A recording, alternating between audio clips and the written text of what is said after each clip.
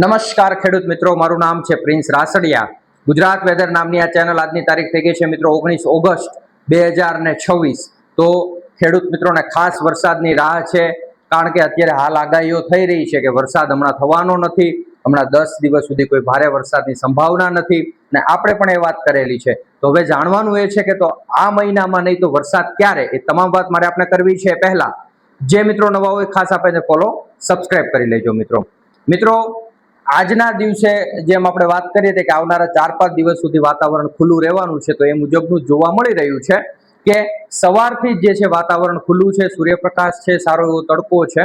હાલ વરસાદની તાતી જરૂરિયાત છે, પણ કોઈ સિસ્ટમ ગુજરાત નજીક સક્રિય નથી, અને જો સક્રિય થઈ હતી એ પણ સિસ્ટમ કોઈ મજબૂત સિસ્ટમ ન હતી, જેને કારણે સમગ્ર ગુજરાતની અંદર સારા વરસાદ થાય। અને એક સિસ્ટમની આશા આપણે લગાવી રહ્યા હતા કે આ મહિનાના અંતમાં એક વરસાદી સિસ્ટમ ગુજરાત નજીક આવી અને ગુજરાતને પાણીથી તરબોળ કરશે, પણ એમાં પણ થોડું જે છે કે 50-50% હાલની શક્યતાઓ થઈ ગઈ છે કે આ મહિનાના એન્ડિંગ સુધી કોઈ વરસાદની સારી એવી શક્યતાઓ જણાઈ રહી નથી। એટલે કે 31 ઓગસ્ટ સુધી કોઈ સારી એવી શક્યતા જણાઈ રહી નથી।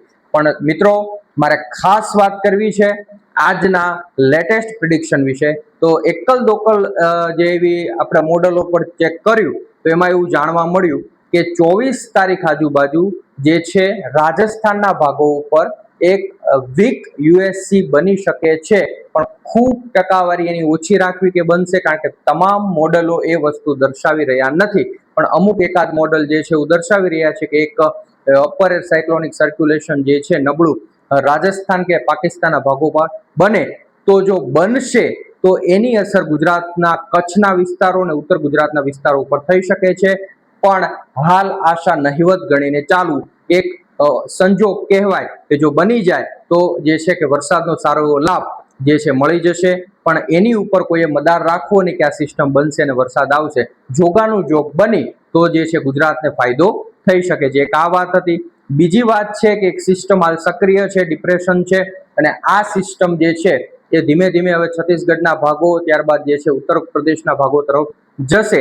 પણ એક ચોક્કસ વાત એ છે કે જો થોડી પણ આ સિસ્ટમ જે છે એ પશ્ચિમ બાજુએ ચાલી અને મધ્યપ્રદેશના ભાગો સુધી આવી, અથવા તો મધ્યપ્રદેશના મધ્ય ભાગો સુધી આવી, તો એ સંજોગોમાં 20, 21, 22 તારીખમાં સામાન્ય રેડા ઝાપટા જોવા મળી શકે છે, અને ક્યાંક અમુક એકાદ સેન્ટરની અંદર ભારે ઝાપટા પણ આપણા ગુજરાત રિજિયનના ભાગો એટલે કે ઉત્તર ગુજરાત, મધ્ય પૂર્વ ગુજરાત અને દક્ષિણ ગુજરાતના ભાગોમાં શક્યતા લાગી રહી છે। પણ આ પણ એક સંજોગ છે, કારણ કે જો આ સિસ્ટમ ગુજરાતથી થોડી નજીક આવે તો, ન આવે અને ઉત્તર દિશા તરફ જતી રહે તો એ પરિસ્થિતિમાં ગુજરાતને પાછો વરસાદનો લાભ મળી શકે નહીં। પણ જો નજીક આવશે તો ચોક્કસથી છૂટાછવાયા રેડા ઝાપટા પડી શકે છે, અને એ ખેડૂત મિત્રોને ફાયદારૂપ થઈ શકે છે, કારણ કે હાલ પાણી પાવાની પ્રક્રિયા ચાલુ થઈ ગઈ છે।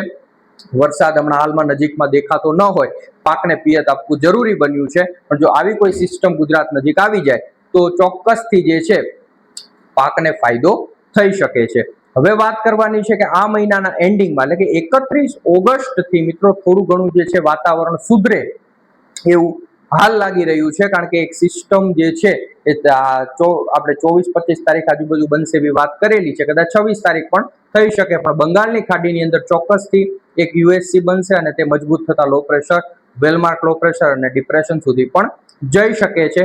આ સિસ્ટમ ધીમે ધીમે જ્યારે ગુજરાત નજીક આવશે, અત્યારના હાલના જે આપણે કાલે પણ વાત કરી કે આવનારા દિવસોમાં પણ મોડેલોની અંદર ચેન્જીસ આવશે, પણ હાલનું જે મોડલ બતાવી રહ્યું છે એ મુજબ આ સિસ્ટમ જે છે ઉત્તર ગુજરાત અને રાજસ્થાનના બોર્ડર કાંઠાના વિસ્તારો નજીક આવી શકે છે।